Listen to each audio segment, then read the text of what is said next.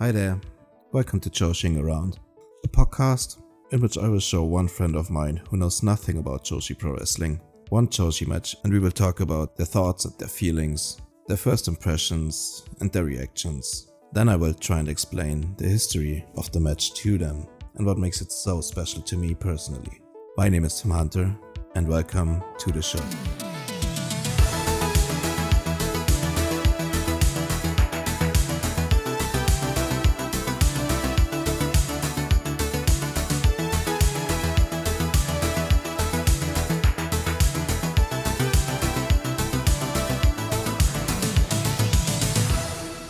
Hello everyone. This is Tim, aka Tim Hunter, aka Hunter S. Timson, aka I'm just kidding. No man. This is a special kind of episode today. It was originally recorded not for this podcast but for Doc's infamous Prescription podcast with a silent W. The way this came to be was that I was quite frankly having a bit of a moan about, wrestling media on a Discord server, and because quite frankly I was a bit disillusioned after the Star Grand Prix about the complete lack of coverage from from every single outlet probably. Just because, I don't demand any wrestling news outlet to cover Stardom just because I'm a big Stardom fan. I just think in general it was just disappointing to me because the caliber of tournament this was, the booking front to back, the work front to back, the financial success, the attendance numbers front to back, and just the easy parallels you could draw between this one and the G1. And also you have all these people, podcasters, just having a moan week in and week out about how terrible wrestling is, how bad it's gotten, how nothing is good anymore. And meanwhile you have this thing happening, the second biggest promotion in Japan, in maybe the second biggest region, I guess. Probably the third. But one of the major regions in the world, the second biggest promotion in there, undoubtedly now, with the record year they're having. And it's just completely ignored. And it's just such a fantastic tournament. And I was a bit sad about that. I was a bit disillusioned with wrestling media as a whole. So I just wrote some small message in some Discord I'm in. And 5 seconds later, Doc messaged me if I wanted to come on his podcast again. I've already been on his podcast twice before, actually. Both episodes came out very recently, so you can look for those. They are very interesting conversations, I thought. One about my general wrestling fandom. The other one was a Forbidden Door review, where I was in person. So yeah, that's kind of how this came to be. Originally we were recording for his podcast, which is why you're gonna hear his intro later. You're gonna hear him mostly taking the lead and talking us through the podcast. But then we, or rather Doc himself, kind of decided that maybe I should upload it on my podcast because it fits the topic very well. And maybe he's gonna upload it too on his podcast. I don't think any of us wants to double dip or anything. Just trying to spread the reach, I guess. I don't think we have a lot of overlapping listener base, I guess. I don't know if many of you are members of the Goon Squad. So that's why if you're one of the rare ones who follows us both, you may see this pod pop up twice on your feed, once again in a couple of days, couple of weeks. I don't know when Doc wants to put it up, but so right. And while we were at it, both our good friend Chris Gannon decided to jump in as well and participate in the discussion because he watched Stardom for longer than either of us, and he had a lot to say too on the topic, of course. And you all know Chris Gannon, of course, from our tremendous double feature on Sari and Shuri. If you don't, please go listen to that episode as well. I think it's quite amazing. And while I'm on the topic of plugging stuff, teasing stuff, and the wrestling media as a whole, I guess I decided to maybe be the change that I yearn for myself and start a new project, I guess, or maybe take this podcast to the next level, because like the original podcast concept was a lot of fun. It is a lot of fun. It's gonna continue. Don't worry about it. It's gonna be maybe not as regular, because it's getting harder and harder to find new guests, to find new fun matches that I want to do in the moment and that fit my guests as well. So what I'm gonna do with my good friend Eric, who was on for the spectacular Lioness Asuka vs Jaguar Yokota episode a couple of weeks ago, we decided to make our own podcast. We decided this niche, this Joshi wrestling niche, doesn't get enough attention in the wrestling media landscape. There's not enough voices talking about it. And so we are gonna try and do a weekly podcast from now on. It's gonna be called Joshi'ing Around Weekly. And where we're just gonna cover the latest news of the Joshi world. We're gonna go over the most important matches, the most important events and shows that happened during the week. We are gonna record our first episode on Tuesday. We're gonna discuss the big Stardom show on the weekend, Stardom to the World, which is gonna take place on September 6th, Saturday. We are also gonna discuss the Tokyo Joshi Pro tournament finals that happened like a couple of weeks ago at this point, but we thought there wasn't enough talk about it at all, so we wanted to catch up on that, I guess, even if it's happened quite a while ago.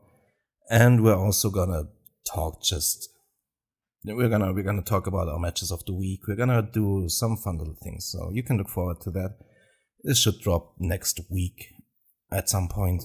And yeah, thank you for listening and have fun with the audio from Doc's stream now.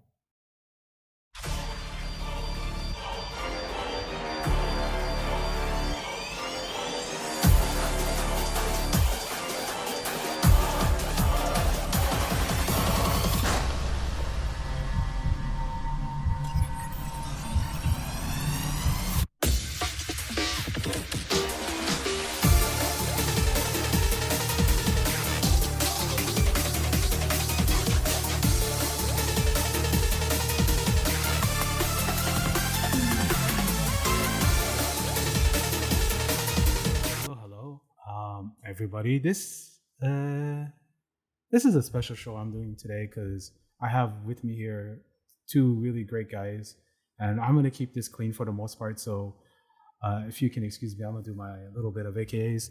This is Doc, aka Dr. Lariat, aka the genius of the Skyflakes, aka it is Yan Yan Bigelow, aka Bull Nakano's hairdresser, aka your host. And I have with me here two guys who have unbelievable love for Joshi, for women's pro wrestling, for Japanese women's pro wrestling. And today we're going to discuss Stardom, but we're going to discuss a lot of things. And I'm going to introduce them. We have one of the best Joshi podcasters out there with his podcast Joshi'ing Around, Tim Hunter. How you doing, man?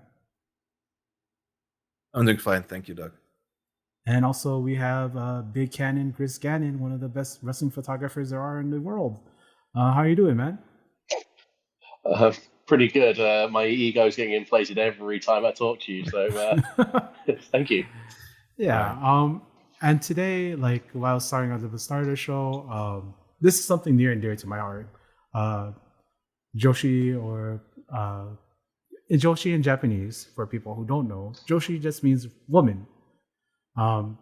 Girl, like, and for me, growing up, I watched things like I watched All Japan Pro Wrestling, I watched WWF, On one of the last shows I did, we talked a little bit about WCW because like for WCW for a lot of people was their introduction to a couple people, to Meiko Sanomura, who we see today as a legend, to Akira Hokuto, to Bull Nakano, Luna Vachon, Medusa. We're talking about like legends in wrestling, not just legendary women wrestlers, but legends. And for my start in this whole thing was I loved Bull Nakano as a kid because like there was nobody that looked like us, like me as a Filipino American, Asian American kid growing up. We didn't really have much Asian wrestlers, but when I saw my sister could speak to this, when we saw Bull Nakano on TV, we marked out. Like when we saw Bull Nakano bash people in the heads with her nunchucks, when we saw Asia Kong smash people's faces with that spinning back fist, it spoke to us. And so like we had rented from our video store, there's All Japan Women's, and one of the big shows there at the time was All Japan Women's in the Big Egg. That was the Tokyo Dome. They had sold that out. One of the main events was Bull Nakano versus Alundra Blaze for the WWF Women's title, and that show started like my love affair with Japanese women's pro wrestling. And here we are today discussing the top women's promotion in the world, no matter where you are. And for my money, some of the best wrestling in the world. We're going to talk Stardom. And I want you guys to tell me about your history with this promotion, with this style of wrestling, with these women. Whoever wants to start, you can go ahead and tell me the story. And I'm sorry, Tim, but I'm going to give Chris the floor here because he was about to tell us the story when we started. So go ahead, Chris.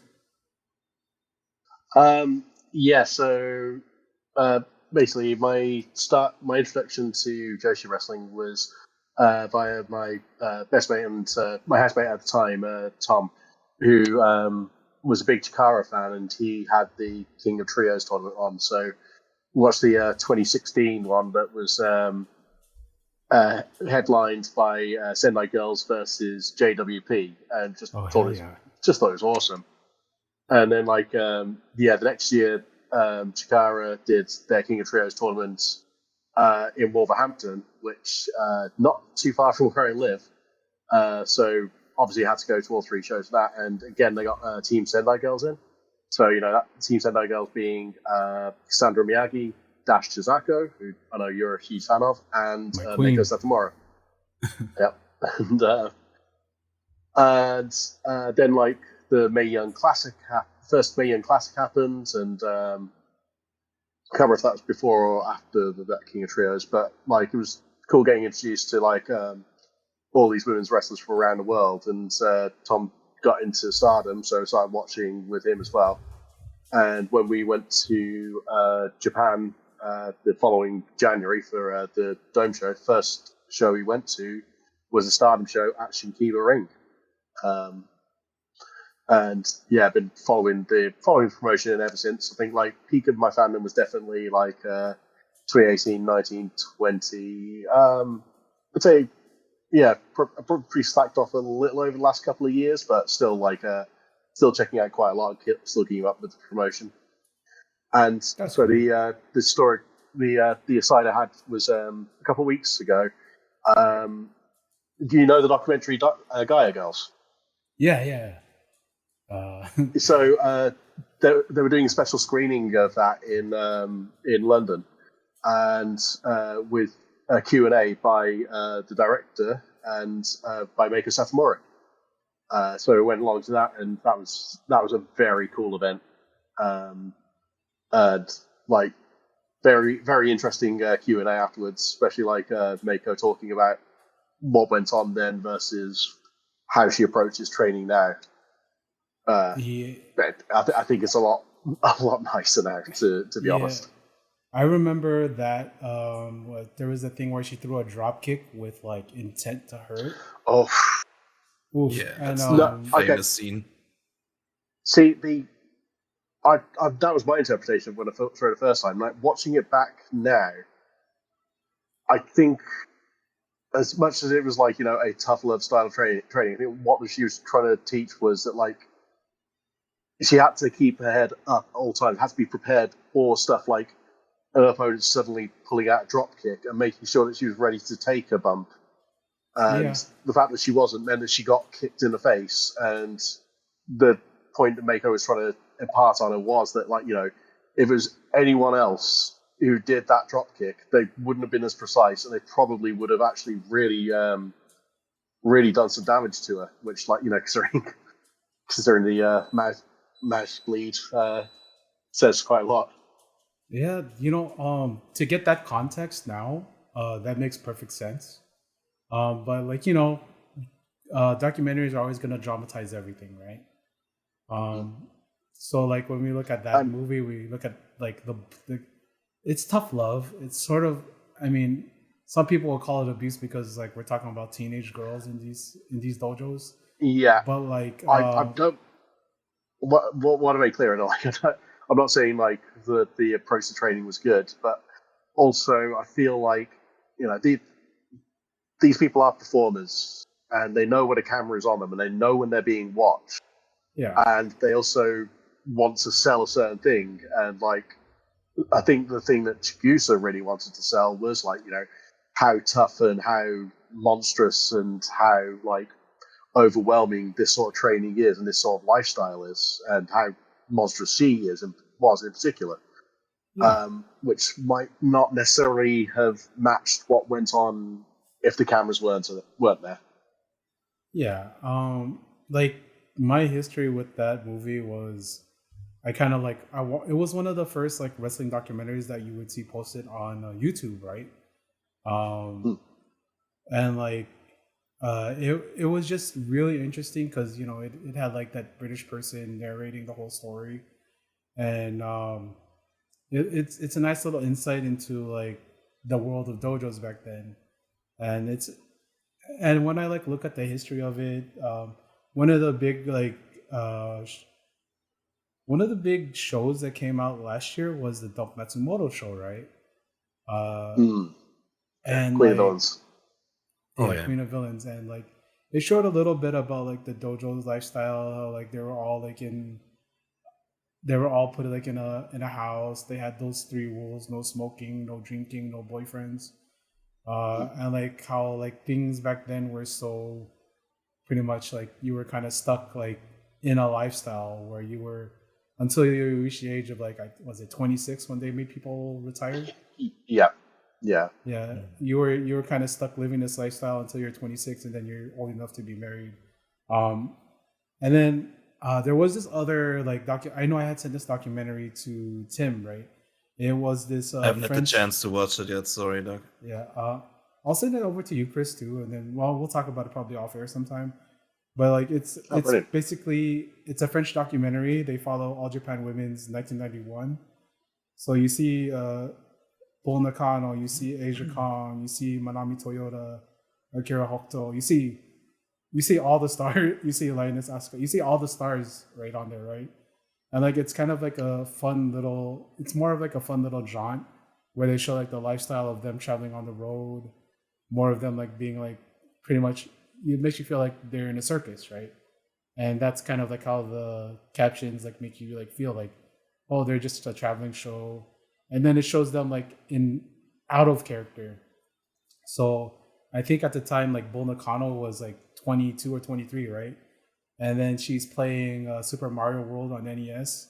And it's funny to see like all these like, you would see these women like as like harsh, big bruisers.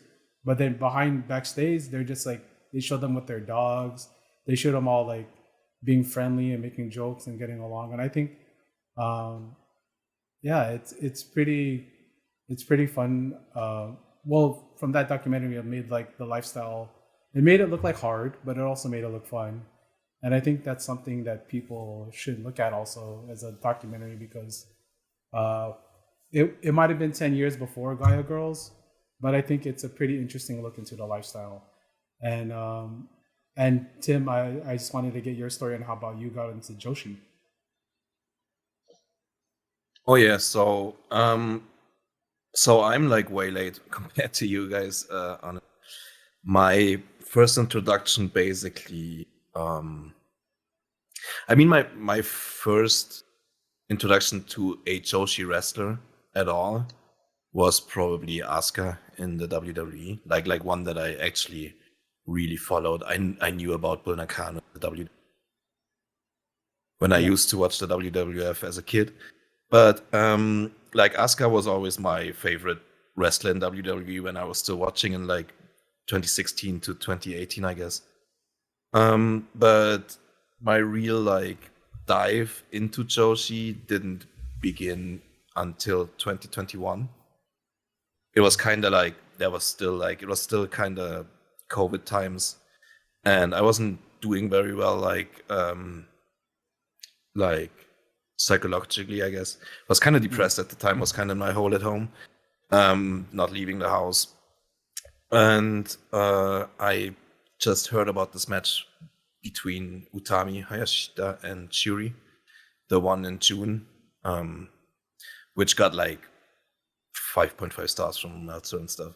So I checked that out on a whim, just subscribed to the service without ever having watched any Stardom match before. And yeah, I was just so blown away by this one that I just completely, immediately, fully dived into it.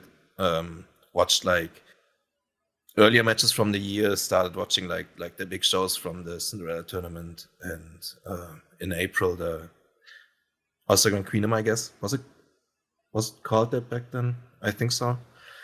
And yeah, that's when I started. Like fully enveloping myself with Stardom, and then of course like branching out to other Joshi promotions too, trying to watch as much as possible. And I've been like in love with it ever since, I guess.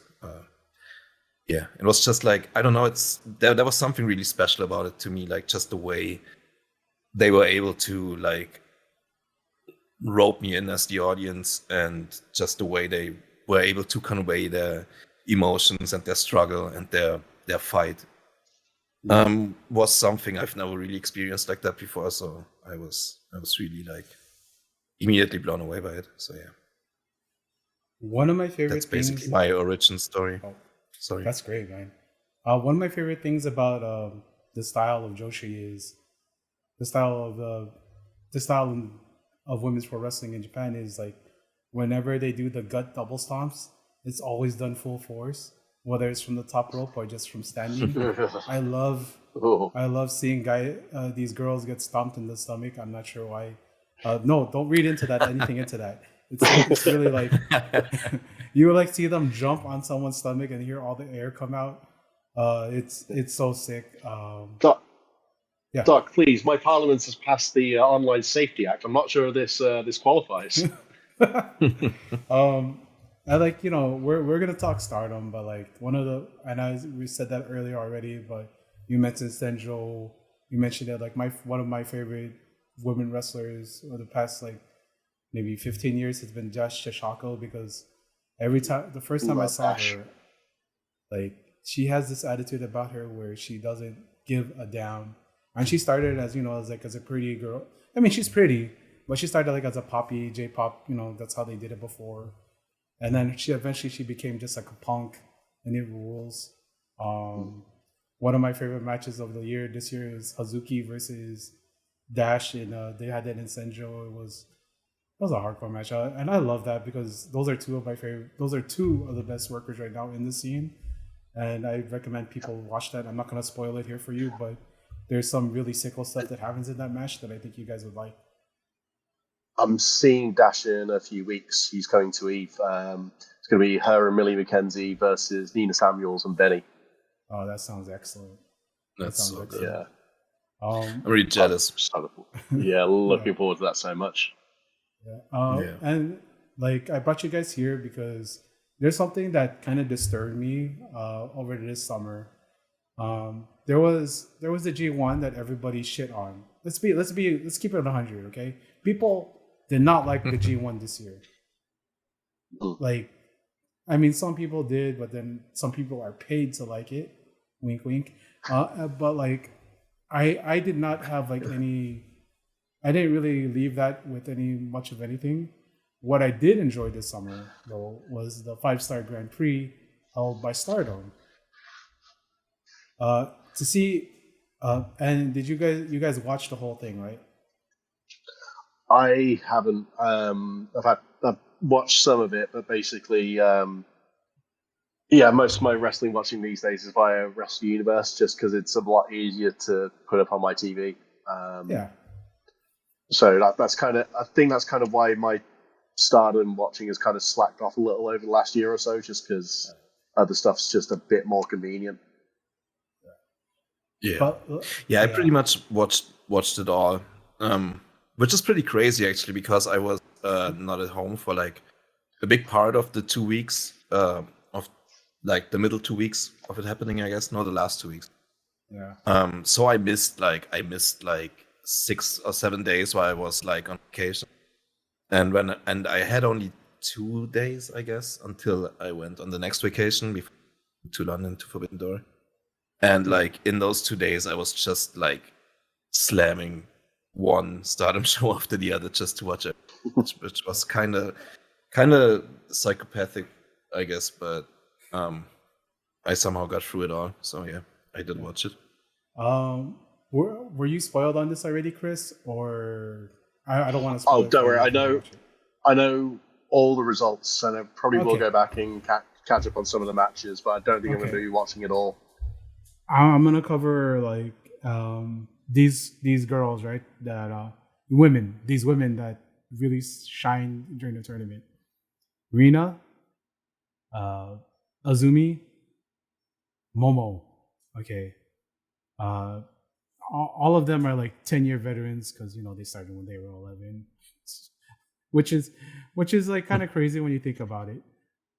But yeah, they all started really young. They're like, I could be their dad, which is like kind of sad for me. Yeah, I think Azumi is what, like 23, and she is by far the most tenured member of the Stardom roster. Yeah, I mean, Rina is only 18, but she's like insane for an 18-year-old now. Yeah, like this tournament was like her star making coming out performance, I guess, and she's just incredible for 18 years old, especially. Yeah, I bring up those three: Rina, Azumi, and Momo. Momo has been there for so long, put in so much work. It's been like 5 years, 6 years since she won the white belt.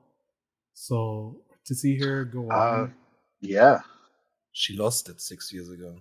I think. Yeah, but I'd say because she still had it like when they did their New York show, and then she lost it to Arisa Hoshiki not long after that. So to see her work, get those victories over who she got, man, I love Sari, but fuck you, Sari. I was so on Team Momo at that match with the promo she cut. Was so good. Get out of here.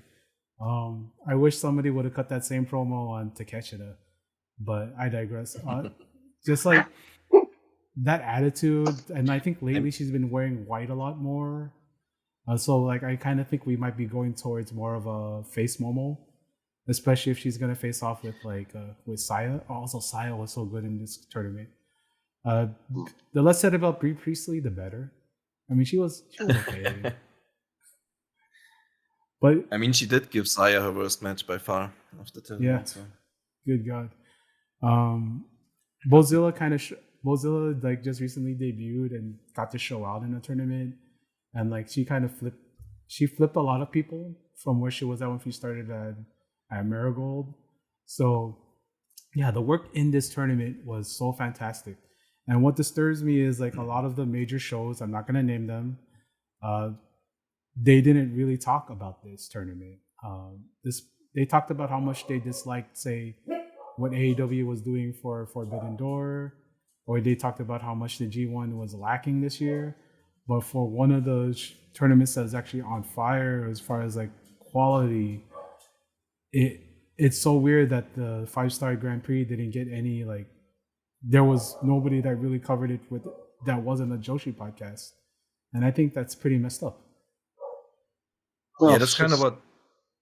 Sorry. So Joshi in general, just unless Dave Meltzer knows someone who's close to someone in the company, it just kind of doesn't get covered very much. And I thought it was ridiculous that All Star Grand Queenum this year had 7,000 people in attendance. Was it? Yes, 775. Yeah, which is that's going to be one of the highest attended shows of any company this year, and it barely got mentioned by anyone. It's the most attended Joshi show in probably 30 years. For sure, in I think in the previous 5 years, you can never really count on the accuracy of the numbers that were put out then by the companies. So it's quite possible that it's the biggest show since the mid 90s. So I think it's going to be the biggest show since the Tokyo Dome show, the big egg one that Doc watched when he was a kid. Yeah, that's kind of insane to me that this doesn't get more coverage, because we hear all the time. Well, we just barely started last year, where Meltzer was talking about how Mystical's been doing sellouts in Arena Mexico for the last 2 years. We just learned about that last year.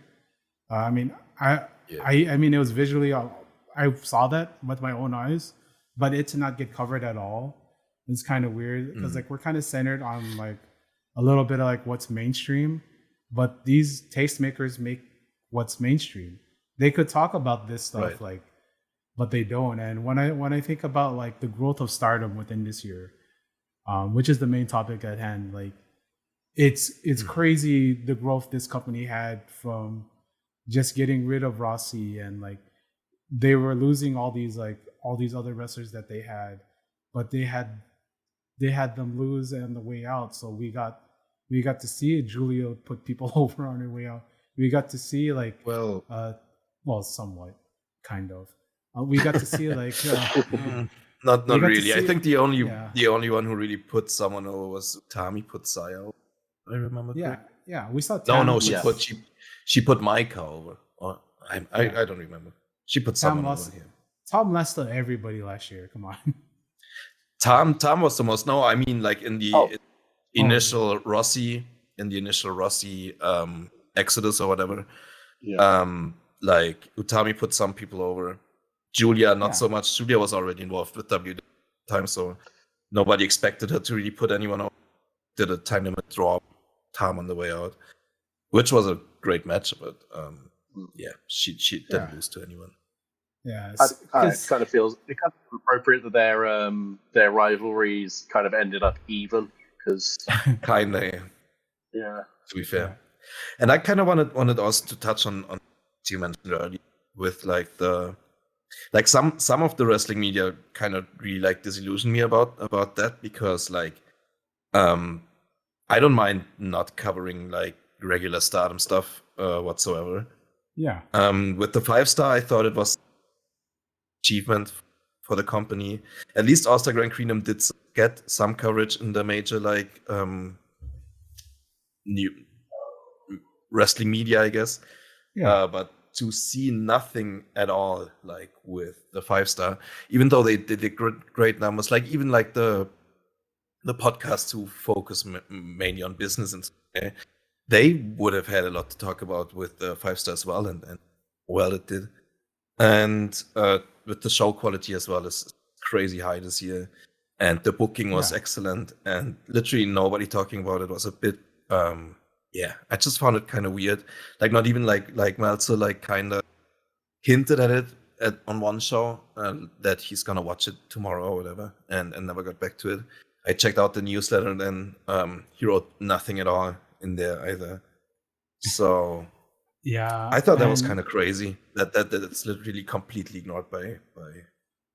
Yeah, that gets ignored, that they're doing record business for the company. But G1 doing shitty houses throughout the entire tour, that gets covered.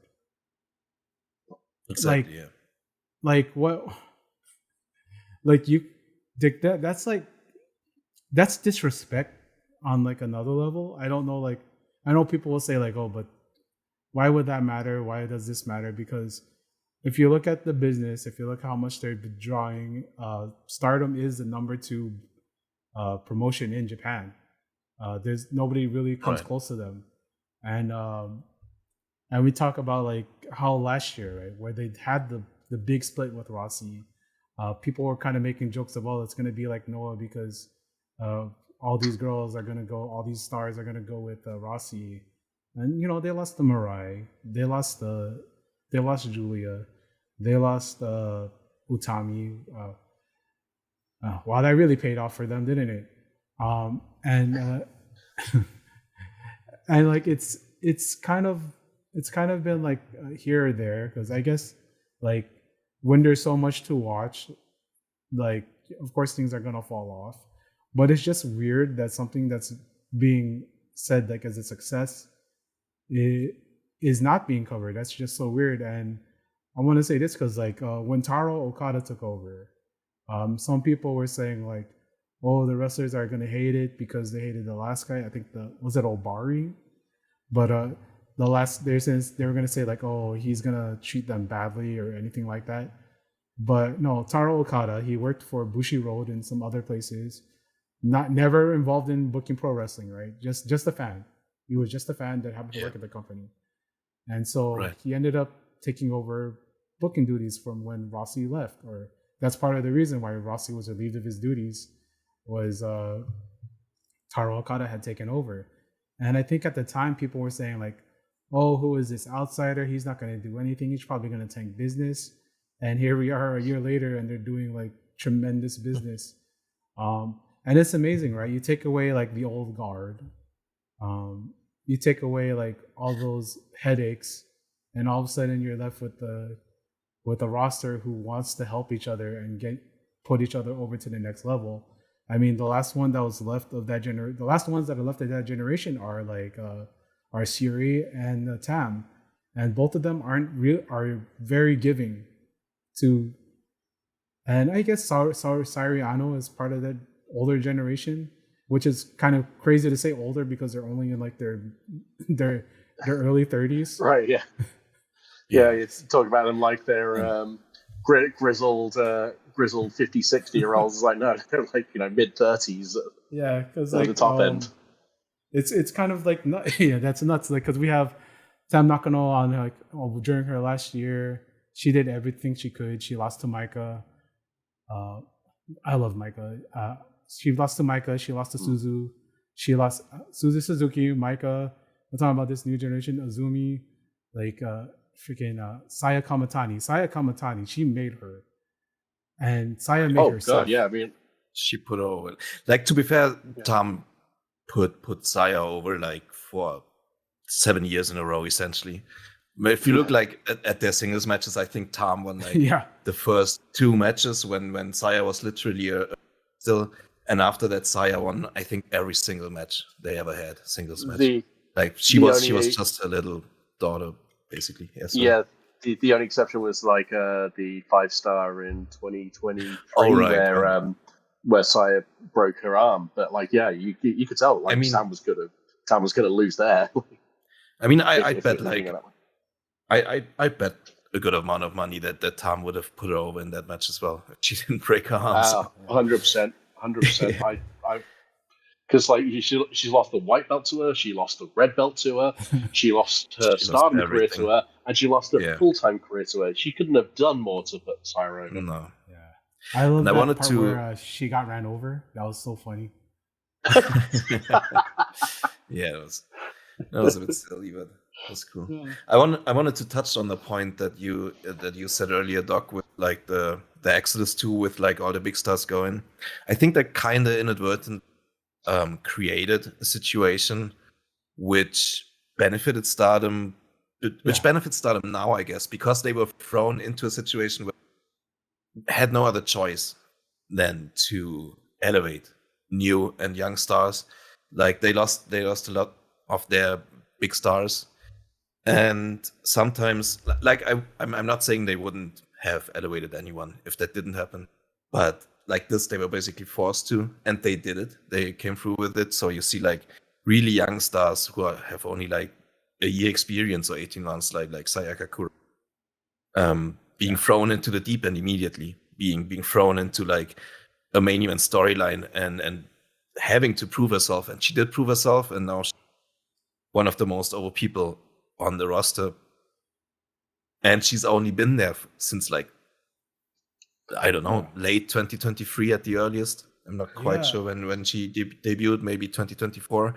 Yeah. So that's kind of crazy. And like there are other companies who lose a lot of their top talent and just refuse to put over younger people, and they're suffering for it now. So you can kind of see the difference there, and what Taro Kada and Stardom are just doing right and others are doing wrong, and how well it pays off with like the record numbers they do now. So yeah. Well, it's kind of like a situation that like WF found themselves in like 1996, 1997, where all the big stars gone to WCW. They didn't really have anyone left besides Brett and Shawn, and then Austin comes along and they realize, oh shit, like this guy's going to be something big, and they've got no choice but to get behind him because they didn't really have anyone else. And had they had some of those old stars like like Hogan in particular, I think like his growth would have been stunted. That company probably would not have reached the heights they did in like 99, 2000. And I think you got a similar situation here with Stardom, where a lot of those old guard are gone. So they got no choice but to push these young people who just like otherwise probably just would have like mired a bit and maybe wouldn't have gotten over to the degree they have.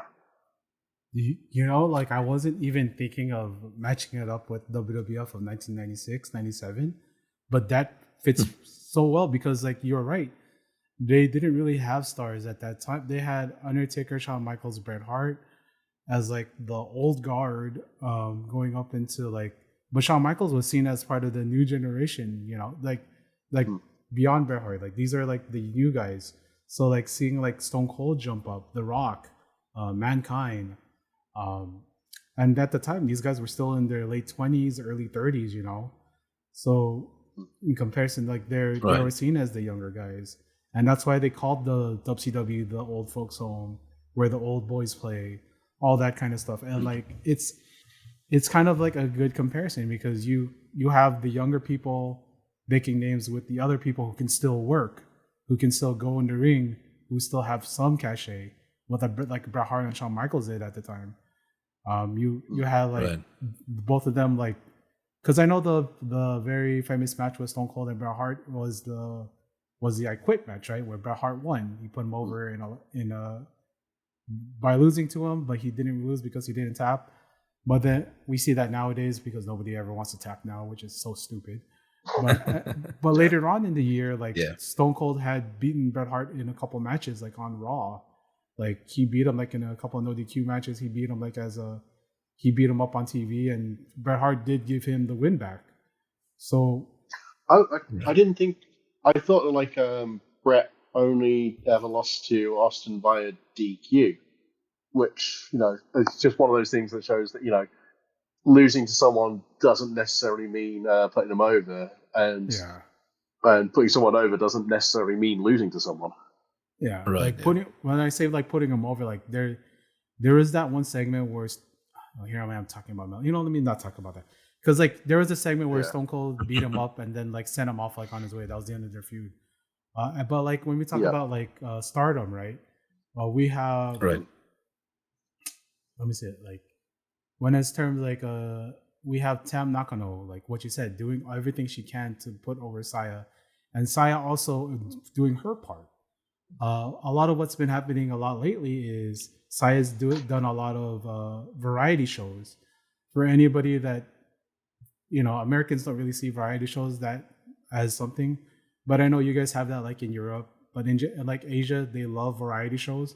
So her popping up on like, and like being a TV personality, showing up like that, getting all the other girls to do like that one rap and all that other stuff off of her popularity, I think that's great. She knows how to use her connections to get on the TV and to push herself as a product. We see that a lot lately, where a lot of wrestling promotions are afraid to push wrestlers themselves, where they would prefer to push the company over the wrestlers.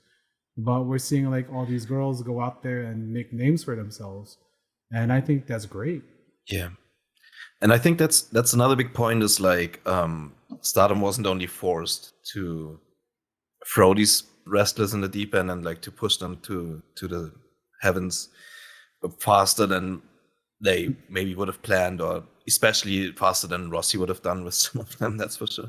But like it's also like the wrestlers themselves are all delivering, right? Yeah. Like I mean there's maybe like Hanako is one where they try to push her a lot. Like they gave her the big white belt match and stuff like that, and it doesn't quite work out for her yet. That's like the only example name of someone that they threw into the deep end that didn't quite deliver to the level of where they needed it to, I guess.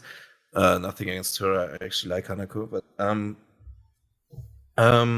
but like everyone else, like Starlight Kid, Azumi, people that they are pushing now, they are delivering like tenfold with their performances, and especially like you mentioned, Saya really becoming like almost a mainstream figure on Japanese TV, and like at least in like these morning shows where she has like not a permanent spot, but she has like a 3-month contract there where she's like every week on the variety shows. It's huge. It's working so well, and she's a star. Absolutely, you know. Because I bring up like an old Akira Hokuto on this, right? So you guys know Akira Hokuto and Kensuke Sasaki, right? Yeah.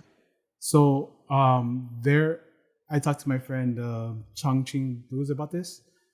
Changqing, not Ching Chong, and like that's my little joke about him. His wife, right? His wife is Japanese, and she knows Akira and Kensuke as that married wrestler couple. And mind you, they started doing that like 30 years ago on TV, and they're still doing appearances on these variety shows 30 years later, because those variety shows was how they became actual celebrities outside of wrestling. And say like Saya actually does say like maybe she becomes like the joke was like Tam was trying to be an idol and failed, but now like Saya's actually being a TV personality and thriving at it. It's like, okay, maybe she does have a future outside of pro wrestling and being in entertainment and all that, because you know she's young enough, she's pretty enough, and all that stuff. And that's kind of poetic too, right? Because she always wanted to be an idol, and like the idol groups, I think, told her she wasn't pretty enough and stuff. So she never made it there until Tom picked her up for Stardom Idol, like program that they tried to bring up that failed ultimately, but Saya became a wrestler through that, and now she's actually making it in like the mainstream. That's also a funny tidbit about like the 5-Star Grand Prix, because like Saya is kind of, while she's doing all these mainstream appearances and then public appearance, she's been kind of taking a bit of a step back. She wasn't like in the semifinals of the tournament either or something. That's mainly because she wasn't the opener, and then she just had to rush over to like Yoyogi Stadium, where there was like a big rock, like some what was it? It was like a, what's it called? Charity rock concert thing, great event, where they invited her to be like on stage and be like a personality there. So she had to just get into the 6-man opener real quick and rush out of there to the next stadium, where she had like a mainstream TV appearance, which is kind of crazy. That's great. That's so great to hear about that, because a lot of times like these women are kind of just like, they reach a certain age and then they're punted off. Like when it comes to Joshi, all of a sudden they become the older states, whatever, that veteran who's just like not doing anything. And for her to actually become a star, and like it kind of mirroring like how like, because like the guys who become stars, like even 20 years ago, they would do these appearances. I'm sure you guys saw that thing where Kobashi, Kawada, and Masawa were singing on Variety Show, right? You seen that? Yeah. Like, oh, that's a great video. Like that's kind of what you want, and like I know, like we talk about it here about how some wrestlers are so thirsty to get any kind of clout. This is like something that these people had worked for to get that kind of, to be asked to be given that contract. You're asked to be put on that show and be given that. We don't like, even like for WWE wrestlers, we don't really see that nowadays unless you're John Cena, and John Cena is not even a wrestler anymore. He's an actor. So like name me a mainstream wrestler in America right now that's getting to do all these TV appearances. I don't think there is one. And like, I think that's great. That shows the growth of Stardom as a brand. I hate using that term, but that is what it is. It's a brand because it is under New Japan. It's owned by New Japan. So like them being able to use this relationship to get bigger partnership with like TV Asahi and all that stuff, and like grow in their business. And the thing about their business is it has grown. And Taro Okada is like, I don't know, Taro Okada and Tam Nakano are the big part of that, right? Because I think like people said like Tam is part of the booking team. And you know, for all of our complaints about like New Japan and stuff, it's all about who's that booking team in charge right now, and them putting up roadblocks to the new guys to get to that next level. And I know we talked a lot of crap about like Shota Umino, but like they've done that kid such a disservice throughout this whole last year of making him a loser. They've also done that to Tsuji. It's like Uemura too, even like Narita, like all these guys, these young guys with potential are like pretty much losers right now. And it's kind of, it's like a juxtaposition to where Stardom, where like they have all these people like on the up and up, like coming up, and there's nobody stopping the other people from coming up. It's nice to see that in a company, because we really don't see that like nowadays, besides like somewhere like a Stardom, or like if I'm going to compare it to other wrestling promotions, Dragon Gate and All Japan, where now they're relying on all these young guys to help push forward the company. But we're not seeing that in New Japan. But you know, that doesn't matter because it's happening in Stardom, and it's something that I like to see happen. I like to see people elevate, evolve, and be given chances to fail. If you don't give a person a chance, how do you know if they're going to fail or not? You know? And Stardom is giving people like Risa, like Rina a chance, and that's great. And finally to see like Azumi put on a different level, where I'm sorry about this, Chris, where Azumi beats Saya in the 5-star, right? Eliminates her, and like I knew that. Don't worry.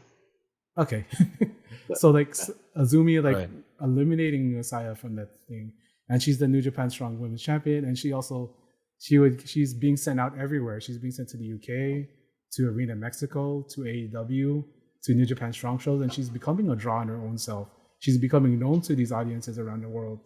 And I think that's a part of their strategy, is they know which talents will be able to get over in all these areas and what talents will get something out of it. But also it helps that Azumi speaks English. So that pretty much helps you wherever you go. Yeah, so that's been helped by, like, you know, she's basically been around Stardom since like year dots. And so first thing she always asks according to Chris Wolf, first thing that she always asked the foreign wrestlers who came over was, what was the bad words in their language? Shout out to Chris. I love her. Filipino wrestler, legend. Didn't get enough of her dues, of her kudos, but I loved her wrestling. She's a really good personality. Hopefully I could have her on one day, because I met her. You might need to go to Norway for that now. I think that's where she's living. But really sweet woman, and like honestly the best. Yeah. Oh yeah. Top person. I sadly missed her like peak in the promotion, but I always knew of her, I guess. Yeah. Always love seeing her, and I check out all the matches. Yeah. That's great. When you guys look at how Stardom has grown, because I know, Chris, you were at the base level like 10 years ago when they weren't doing these houses. They did have like the claim of like.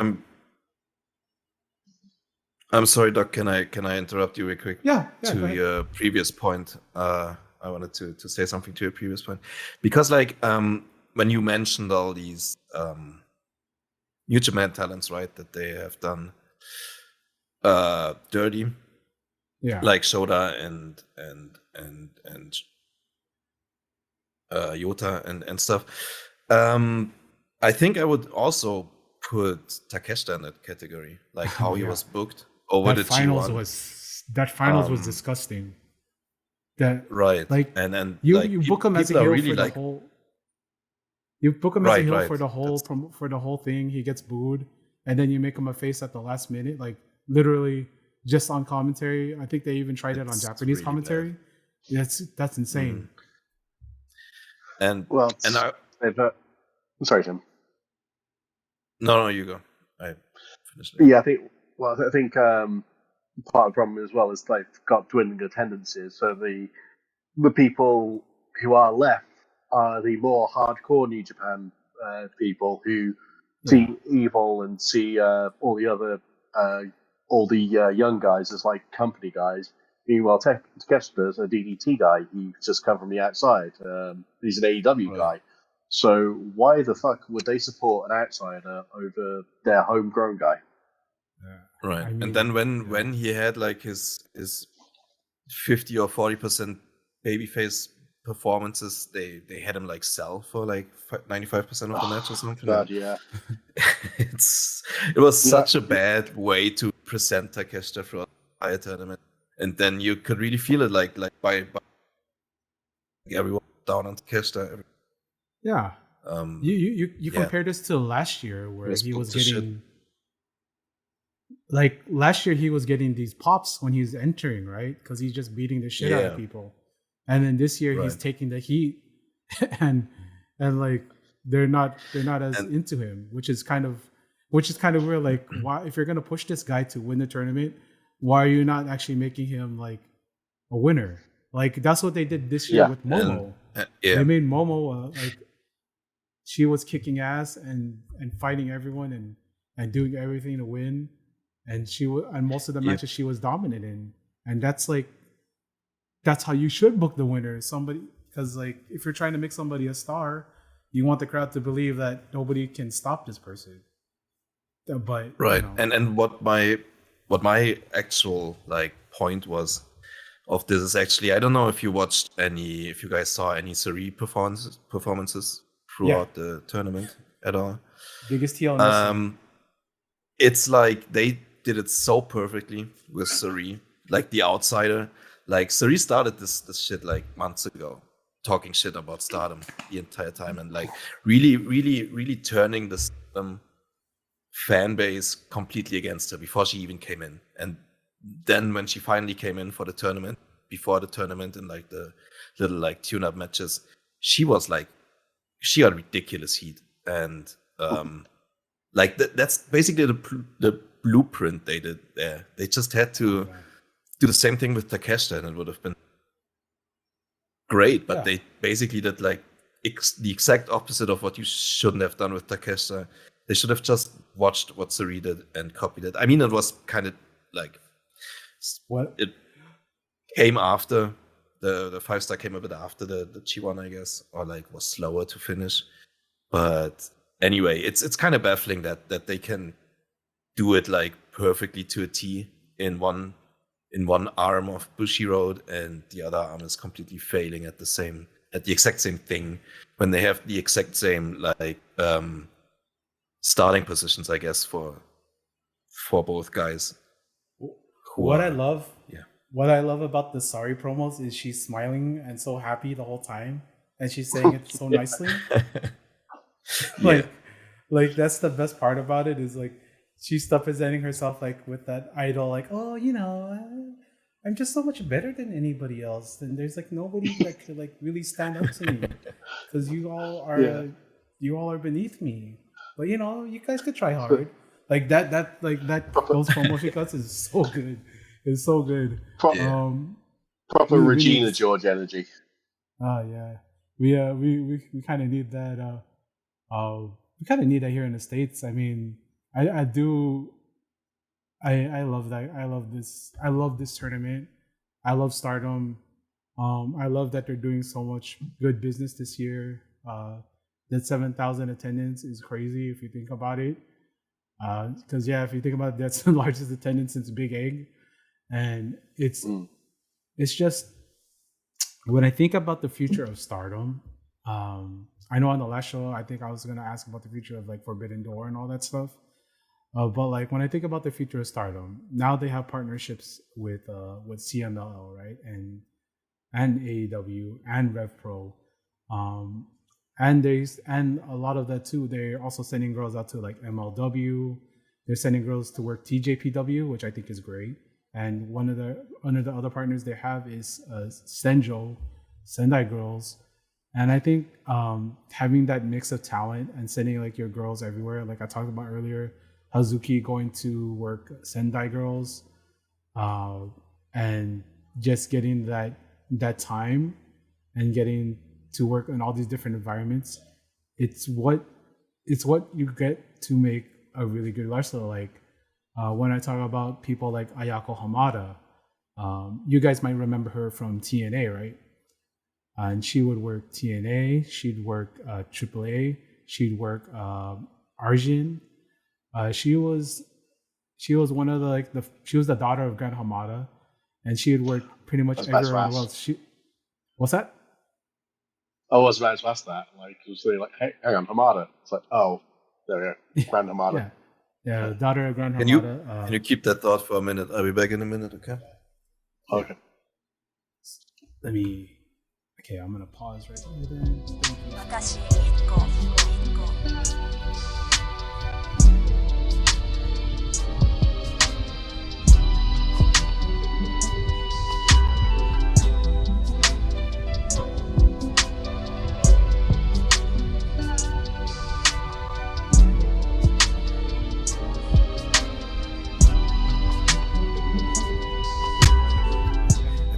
Talking about the daughter of Hamada when I interrupted. Ayako. I'm sorry.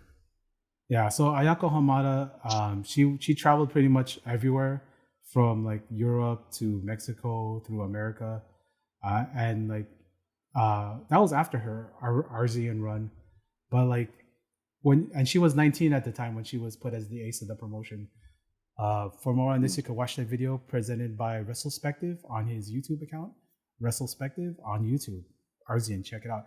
He when you give your young talent chances to work all over the world, to give them that experience of like traveling and what it takes to get over in these crowds who don't know you, and oftentimes we see that happen. Like I'm gonna give this reference: Momo Watanabe, for until like 4 weeks before Revolution, which is probably my show of the year, she had showed up on TV and she started slowly to get over and more over. By the time the match was on Revolution, she was getting cheered over Mercedes Moné in LA. And like LA. Well, you were there? You were there, right? Yeah, I was there live. Yeah. So when Momo comes out, she has like this magnetism to her, right? She has her bat, she has her robe. And then it's not just that, it's how she fought in the match. And like as you watch the match, you hear the crowd progressively chant, Mo, Mo, Mo, Mo, Mo, Mo. And like to her part, she was able to use her experience working in Japan in these smaller shows, and she works this big arena show. Like I think we're like 20,000 in that arena, probably the biggest crowd she's ever worked in front of, and it's like nothing to her. And like that just goes to show like the talent that it takes. Because sometimes you have guys. I'm sorry, Chris. Like you have Michael Oku, right? He works sometimes. Like he'll work like in Arena Mexico. And it doesn't hit. No. Like, no need to apologize to me about Oku, don't worry. like you get him in Arena Mexico and he doesn't hit. Or like when he worked Ring of Honor in their Texas thing, like it doesn't like work as well as it does when it's a place that he's comfortable in or that's familiar with him. But like you bring Momo to America, to LA, to Staples Center. Damn it, Staples Center, not Crypto.com Arena, Staples Center. And like she gets over, that's big. Like, because Staples Center, I'm going to say it like it's kind of like our MSG in the West Coast. And like that to get over in front of this crowd, because Los Angeles, you guys know PWG, we're a big, Southern California's a giant wrestling hub. And like to be able to get over for this crowd That says a lot to me as someone that's been watching wrestling for a long time. And I appreciate Momo winning this 5-star Grand Prix, and I hope she wins the belt off Saya. And it's so funny that we're talking about them like this, because like these are two women that are like way under 30 that are already like reaching the peak of like their primes, and like it's so good, it's so refreshing, you know. And we're not stuck with the same people and the same programs that we were stuck in 5 years ago, 3 years ago. Like we're moved on to like a whole new group of people. That's great. I certainly felt with Momo after she had her white belt run that she was kind of slotted into the, you know, good worker, but never going to be pushed to the main event ever again, which was a real shame because even at 19, she was fucking phenomenal. But yeah, it felt like Rossi got like Arisa Hoshiki in, and then like Julia, and they were getting ready to really push Hana Kimura as well. So like basically lots and lots of women were coming in or were already there, but basically were getting slotted well above Momo, and felt like Momo was never going to rise up to be the sort of person who could win a 5-star ever. So this has been been a great year for her. Yeah, and I think to what you said, Doc, her getting over in Los Angeles I think that was like 98%, maybe 110% work. Like you said, her charisma, her way she fights, her way she just manages to draw an audience in. Because if you remember how AEW presented her was basically the exact opposite of what you should have done. I know she had like this collision match before Revolution. Oh, the Serena Deeb one, Yeah, where she fought like Serena Deeb for 18 minutes, and Serena Deeb took like 90% of the match. I think she took more than 50%. Serena Deeb dominated her for most of it. It was a disaster. I thought it was a disaster. She got a banana peel win, which is like, that's crazy, man. That was like, so fucking bad. Like, you know, I would have rather have seen Momo versus Yuka. That would have made me happier. But it's just, that would be fun.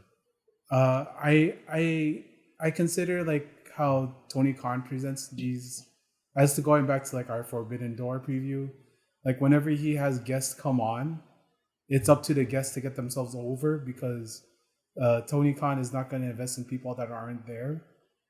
So like to see like to see a Momo get over, to see Azumi get over, like those two just worked and they got over. And then, you know, we talk about the most recent pay-per-view, like Bozilla got over like really quick in London, and that's pretty cool to me. And I just think that speaks to the work that the people in the Stardom Dojo do. I'm not sure if like Milano is like there anymore, but I remember he was helping a bit with the training. I thought he was. Yeah, because he still trains rookies, and he still always does like when they have a new crop of rookies that's about to debut, he always does the exhibition matches before like like the dark matches in front of only the crowd. I think they show them on YouTube sometime. That makes so much sense, because a lot of the girls now work the Dragon System style. You know, like it's because I know like the original thing of Stardom is like, because Rossi was a big lucha guy, right? So like the style was like lucha and UWFI style put together. So like so to have like Milano come in, and that's why you see these girls progress so fast, because in the Dragon System, you bring up people 6 months, they debut, and if they're not good within a year, okay, goodbye. So like that's why we see so many girls get put in, and they're putting on this effort like within 6 months. Like, because if we see like in the current Dragon system in Dragon Gate, we see that's like kicking up so much air. Like we got Mochizuki Jr., we got Homare. Homare is not even a year into his career. He is not even a year into his career, and he's having like a 4-star, 5-star match with Mochizuki Senior. It's just like when I think about like how the Dragon System works, so that you push people who have the propensity and the potential to be great, and you give them all the tools, and you make them like work these matches, make them do this stuff in the dojo and do all these drills. Because for my money, the most influential style is the Toruman Dragon System style. And to see in Stardom is great. And a big part of that is also that a lot of the women before, like the way they get into wrestling is that they are Dragon Gate fans first, and then they start trying out for Stardom. Like there's a whole bunch of them like got into wrestling through Dragon Gate and then became wrestlers themselves. And they're fans of each other too. Like they got their like own little Stardom blog at like Dragon Gate shows where like Stardom wrestlers would go and watch them. And the other way around too, I think Dragon does like Stardom as well. And that's really funny kind of too, because like Dragon Gate fans, like I guess in the Western world more than anywhere else, it's like kind of typical for like Joshi fans and Dragon Gate fans to not get along very well. But that's strange. The wrestlers themselves love each other. It's kind of strange. Yeah, because I remember there was an interview a lot of the girls did, like where like Starlight Kid, right? She talks about about Despy and Dragon Kid as like those are her two guys like that she grew up watching. Yeah. Who was that girl that there was a girl that went to Dragon Gate with her parents, and that's how she wanted to become a wrestler. I forgot which one that was. Miyu Amasaki, maybe. Yeah. Like those stories. Those stories are great. Those. Like, and what I love, for me the best wrestling there is lucha libre. That's the best style, right? And because there's dramatics, there's technical ability, there's flying, and there's just the straight up like hate that you feel from the matches. And when I watch Stardom and I watch Joshi, you feel the hate in everything that they do. Like that feud between Miki Iwata and Saru Ano, where they were leaving boot prints on their faces, and people. We're talking about like two women who are like models, like beautiful, like you would see them in like all the magazines or on TV. Like they are beautiful women leaving boot prints on their faces from kicking each other so hard, and that's a lot of the appeal of it. Mika Iwata is one of my current favorites because she's just like every match of hers is so crisp, and she just always has this face that looks like a storm at all times, and like I just love how stern she looks and that approach to everything she does. Yeah, gotta be tough though, right? Yeah, being a fan of hers, I mean. yeah. So like, what's that like? Three title losses in last. Yeah, I can't remember the last time I actually saw her win a match. I think it might be when she won the title off Millie. Yeah, right. It might have been when she won the belt from Ano. That might have been the last time she won. Yeah, but like crazy. But when I talk about this stuff, like this is what I love to talk about. You guys can feel the love, right? It's something that Very it's something that you feel from the ground up, where you feel like you watch these women. I gotta stop saying girls because these are women. Grow from nothing into becoming these stars. Be getting like more and more representation in pro wrestling. I believe representation is good in wrestling. I love that just recently Riho came back to TV. And hopefully that means that Tony Khan can book more than one Japanese woman per quarter on TV. But, maybe Mina's disappeared now, so it's her turn. Yeah, maybe. That's kind of weird, yeah. Yeah, but like having Mina also leaving Stardom was good for the growth of putting more room for more people to come in. I gotta say that too. Yeah.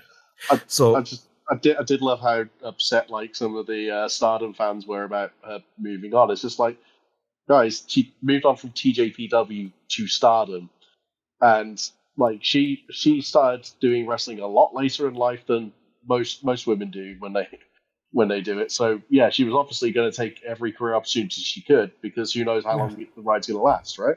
Yeah, right. Especially that American dollar goes way farther right now. My God. Yeah. Make your trip to Japan. It's really cheap right now. Yeah, no, everything looks like it's on a 20% discount. I can't wait. That's great. Yeah, for us, it's great. yeah. Obviously, for people who actually have to live with the Japanese economy, less so. Which is actually another point that, now that you bring it up, is is an interesting point, I think, about the differences, about the success really too, because like one point that is the reported, I guess, under discussed about the woes of New Japan right now with attendances is also just like the economic situation is not great in Japan. Yeah. So like people who are there are telling me that a lot of people there, like who used to go to like 5 G1 shows, are now like cutting back and can only go to 1 or 2 because they just can't afford to go to many wrestling shows anymore. Like the tickets got more expensive too. The economic situation got worse at the same time, and there's just a lot of people who are like a lot pickier and having to choose a lot more between shows than being able to go to multiple ones. So that's a bit of an underreported fact about why the G1 was struggling extra hard this year. I also heard that the temperatures were like fucking gnarly there. It was like 3 degrees hotter than it. Yeah, that already is unbelievably hot. People so need to also know a reason why they don't use AC in those old buildings. They don't. Right. So when you go to watch it sucks so bad. I hated it so bad.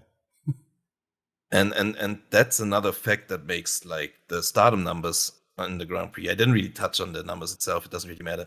All you need to know that it was breaking in like all the ways you can imagine. That makes that even more like impressive in that way, because like all other companies suffer by like the economic situation, the weather situation, everything about it's in Japan right now. But Stardom still posts like some of the best numbers they ever did. So that's kind of my thing, why I think it's like crazy how literally nobody picks up on how good they're doing right now. Yeah. I want to thank both of you for spending basically your whole evening with me. Like I wanted to ask another thing. Sorry, before you finish it up. Oh no, I'm not finishing up. I'm just thanking you guys. I'm just thanking you guys. I'm sorry if I sounded out saying goodbye. Okay, I didn't want to interrupt you. Sorry, but what you brought earlier, the thing you brought up earlier, like Momo was the winner. You know, she's in the same. You mentioned earlier she wore white in the finals. She already wore the white gear once against Mayu Iwatani last year in the IWGP Championship match. But other than that, she very rarely wears the white, and she stopped like hate like her own faction at some point from interfering and stuff. So I think like going into the tournament, I don't think of anyone except like the hardcore Momo fans who were probably also ironically rooting for her instead of like really believing it. But I don't think if anyone really had her and the plan. But if you really think about like, it's such a great booking move. Like it's such an intriguing booking move because you just don't really know what's going to happen next. And you just really want to know what's happening next with her in the faction and with her and Saya Kamitani. So that's like really one of the most intriguing results never even thought about happening going into the tournament. So I just wanted to mention that as well, how well it was actually booked. That's such a good booking, and like also part of the whole thing about Stardom is narrative. Okay, when people talk about storytelling, right? Storytelling, it's not promos, it's not these magical segments you see on TV. No, it's not that. It's like making the narrative so that your audience at home could understand what's going on and being able to follow it to a satisfying ending. The whole narrative of the 5-star Grand Prix was like, oh, it's a tournament, and you didn't really expect Momo to get this far, right? You didn't, but she starts winning and winning and winning, and then you're like, oh god, she's actually going to do it. They're actually going back to her, and like the long term Momo fans, I think that's what you're talking about. The hardcore Stardom fans that have been there with Momo, actually finally getting to see her get back to that level where she was at, dropping all the bullshit, like dropping the interference. It's beautiful, right? Dropping the bat. It's beautiful. And like that's the kind of writing when I talk about people about like what's satisfying is to see that kind of growth in wrestling.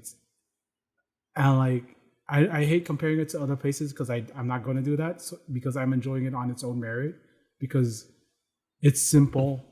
It's delightful. It's eloquent, and it's using the talents that you have, the young talents who are all willing to work with each other, and make each other and push each other forward so that they can make themselves stars. And they're using each other in this way where nobody's like holding anybody back, and like that's something you really don't see in wrestling, no matter where you are. You don't really see people like trying to help each other and trying to put each other on like the next level and trying to get each other there. And what I could have compared that to is what Chris said earlier was the beginnings of the Attitude Era. That's where the last time we saw this kind of like push from people at a certain level. That's crazy, man. Maybe Saya is Stone Cold, in a good way. Right. Maybe she's The Rock actually because she's on TV. Yeah, I got this question for you guys. Like, oh, go ahead. I've actually thinking about like when I got into the indies in like the early 2000s. Essentially, at that point, it was kind of like wrestling was kind of at least like Western wrestling was kind of a wasteland because WCW had died, ECW had died, and so you had like all the talented people on the indies had been like signed to WWF years ago. Yeah. But you have this like fertile ground where suddenly there was like a bunch of young, I'm going to say guys because basically the infrastructure wasn't there for women in like the early 2000s like there is now. But yeah, you had all these young guys just like kind of popping up and just like actually kind of pushing each other and making each other better. Because like you look at like mid 2000s ROH, like you got like Samoa Joe, Punk, Danielson, Austin Aries, you got all these guys who are like basically in their mid to late 20s, and only a couple of veterans on the indies. So like Eddie Guerrero was there for like a cup of tea essentially.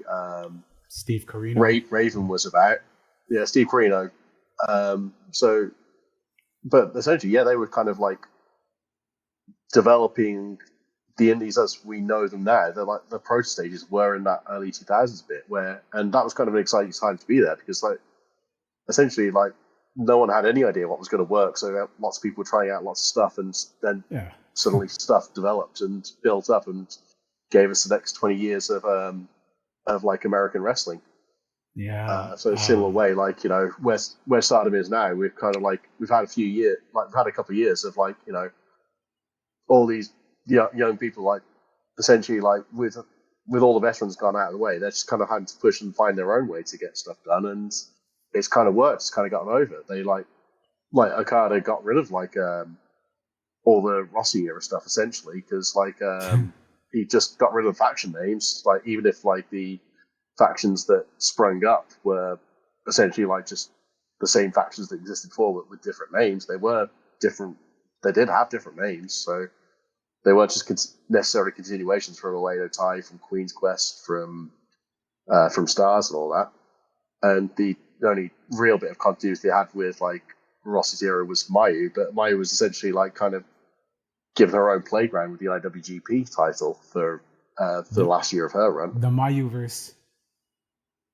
Yeah, that's what I would call it, because like her stories were separate from what was going on. And when Syuri beat her, I was so happy because like that's kind of been like a rivalry that I like.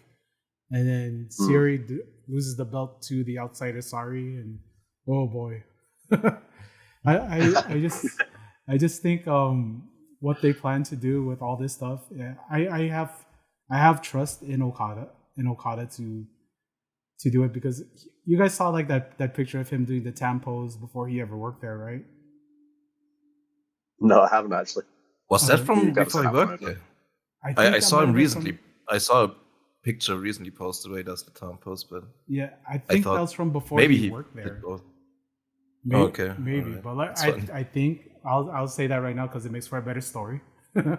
But like, he's doing the tam pose, but like it's great to see someone that's a fan come in when everything's blown up, and just like be able to succeed in that fallout.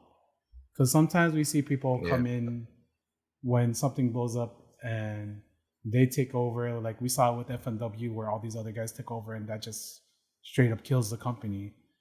And to see it happen where somebody from outside the wrestling business comes in, runs it like a business, and like does books, he's basically using like his, like how he would book wrestling to make him happy, because he's using like all these things and it's working. And I think that's great, because it's working on me.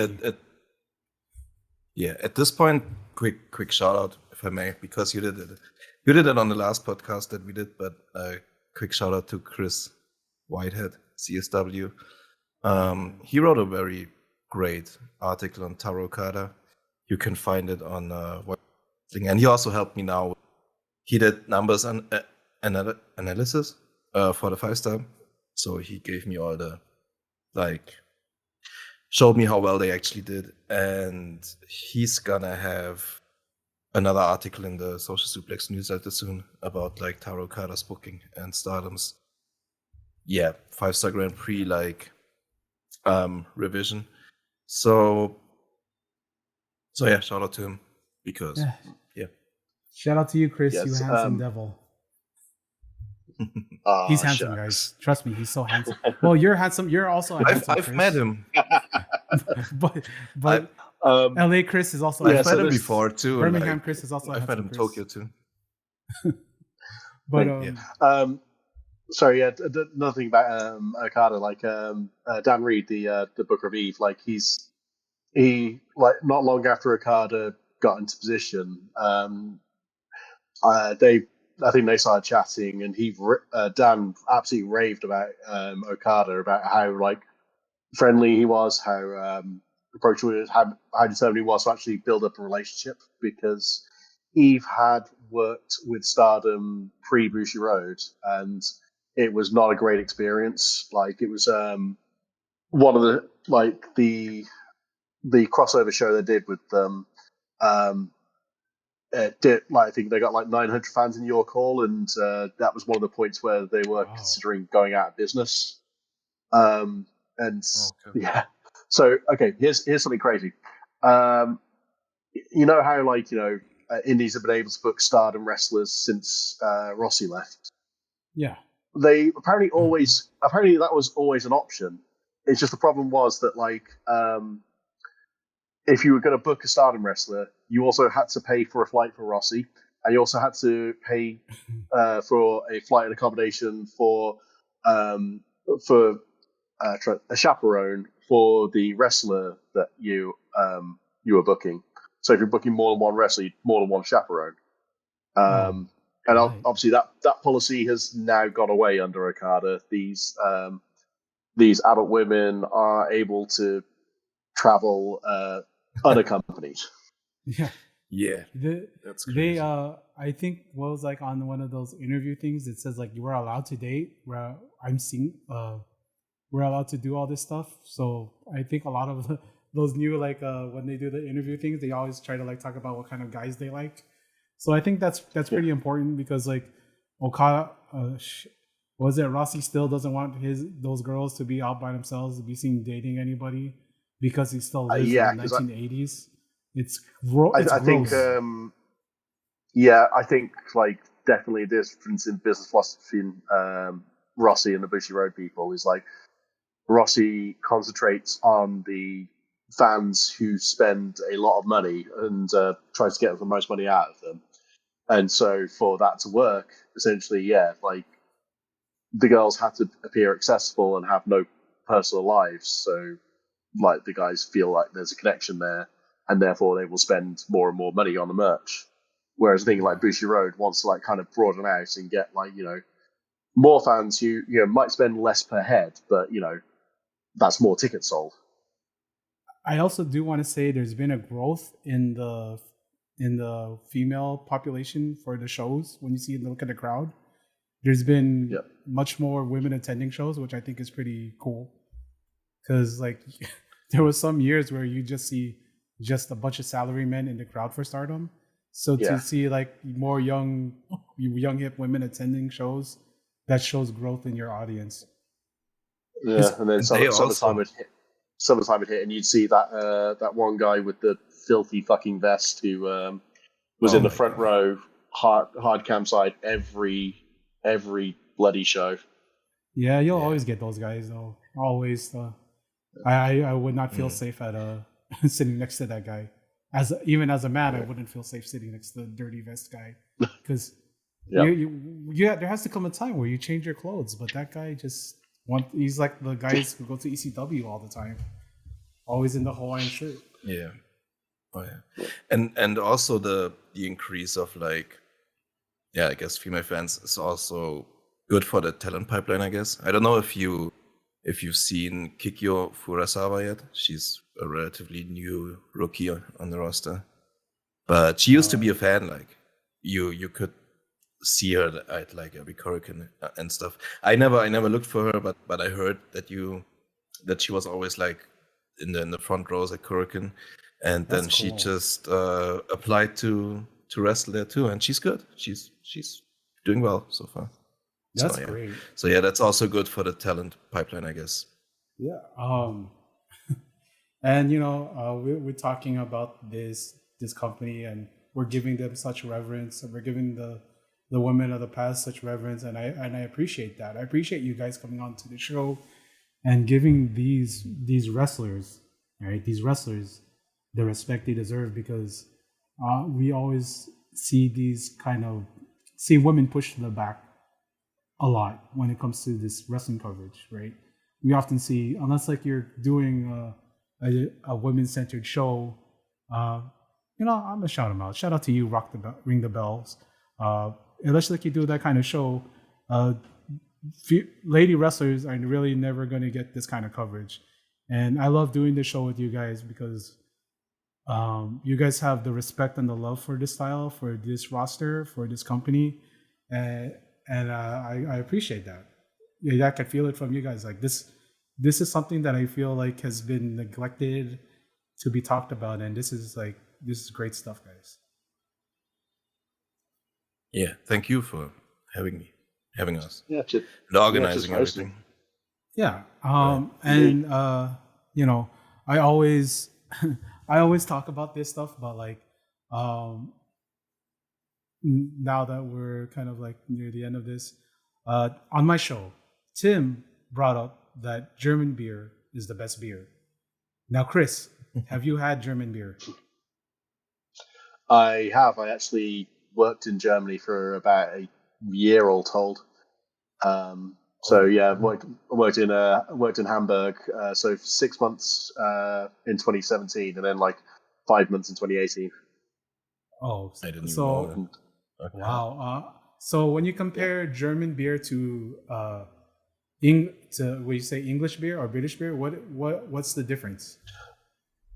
Well, the thing is, it's a lot more regional around here, which I think it is in Germany as well.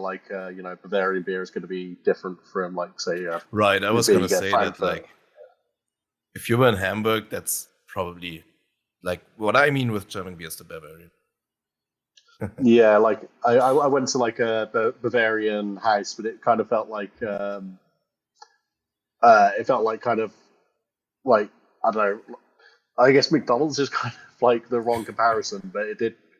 Yeah, you definitely felt the fact that it was a chain. Yeah, but yeah, Bavarian beer is very good though. I've given that.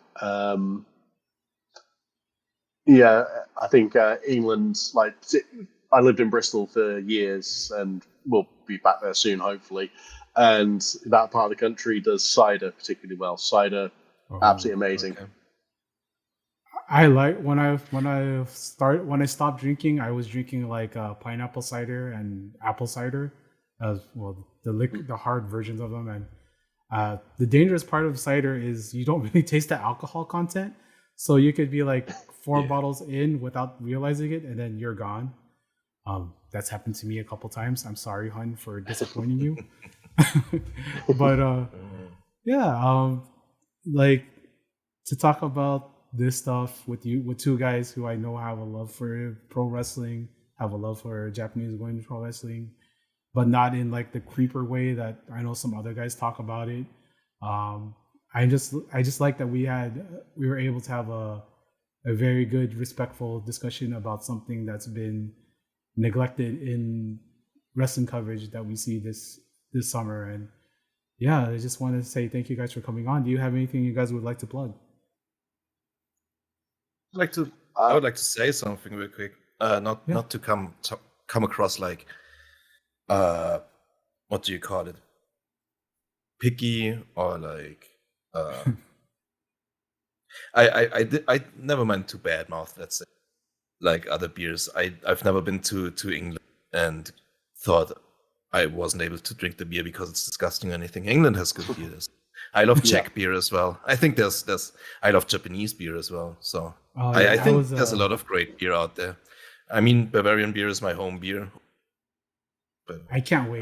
Bavarian is like my home thing, so I guess you all like the thing best that you grew up with. Like I said, I can't wait to try, like, because my cousins, they live in, I told you this, they live like in Munich. So I can't wait to like go over there and have like my cousin like take me out for beers, because I haven't drank beer for so long. I think I forgot what beer tastes like. So I'm looking forward to this German beer, because I also remember like I used to drink like Sapporo and Asahi. The Japanese beer, I remember Japanese beer used to be really sweet compared to other beer. But you know, this is now a beer drinking podcast. If there's anything else you guys would like to. I've got to put it over Belgian beers, because some of those Belgian beers are truly amazing. Like you get like they're honestly like they're a step above pretty much everyone else in Europe. Yeah, the Hoegaarden. Hoegaarden's good. What's the one that comes with the pink elephant on the bottle? Oh, I know which one you mean. I can't think of it. Isn't it just pink elephant? No. That might be. I don't know. Yeah, need to look that. But that was tasty. And Quack, like it's like 13%. So you can't drink too many of them, because that's like wine strength. But it's absolutely gorgeous. Okay. For my American audiences, we're stuck with what we got. So enjoy your Blue Moon. I'm not sponsored by Blue Moon, but enjoy your Blue Moon. Have your little orange slice with it. Take a drink. It's like the end of the day. It's like a little bit hot, so take your drink of whatever you're gonna drink, and please enjoy yourselves. Tim, did you want to plug? Did you guys? Again, let me ask. Did you guys want to plug something before we're set off? Sorry. So whichever podcast this is gonna appear on. My own podcast is called Joshi'ing Around. It's on Spotify. If you're listening to this on Joshi'ing Around, you should check out the PW prescription. How do you even say it? Prescription? Just the prescription. Prescription? The prescription. The W is silent. Okay. Doc's podcast, where I've been on the other week. So check out his podcast, check out my podcast. Chris has been on my podcast as well. So check that episode out, and check Chris's stuff out. I'll put it over the Social Suplex Network, which I think is doing a pretty good job of covering Stardom and like Japanese indies in general. Japanese companies in general. Like, in fact, most of the world, we're trying to get some decent coverage from local sources. And looking forward to that article by CSW Chris about a 5-star attendance. I think that looks pretty fascinating, especially from the little bits I have seen. I'm definitely looking forward to read that. Yeah. Oh, and for me personally, obviously my Instagram, where I publish photos mostly from the Eve shows I go to. So that's Fake Kenny Evil. So go there, give the stuff a like. Really appreciate it. Right. I always forget to plug the newsletter for some reason. If you wanna on my own opinion of the 5 stars, like my review of the final show with all those matches, the newsletter should be out by the time you hear this, and the big front page article, spoilers, is gonna be my finals review and Chris's semifinals review. So Chris White it is. So you can look that up and read it, I guess. have fun with that. Yeah. Since I'm gonna take this time to plug my things because I never get to. Yeah. This is Dr. Lariat, aka the Big Boss Model, and please, if you're listening to this on Joshi'ing around, please listen to my show, The Prescription. That is The Prescription because we want you to feel good about yourself. Because I'm also known as Dr. Feelgood. And please, if you like the music that you're gonna hear on this show, please hit my cousin up on SoundCloud, soundcloud.com, and you can look him up. It's Nico Angelo Music. That's NIKKOANGELOMUZIK. Nico Angelo Music for any of this music that you're hearing on this show right now. And please love pro wrestling, like each other, and please, we all just get along. Thank you guys. Thank you, Doug. Good luck.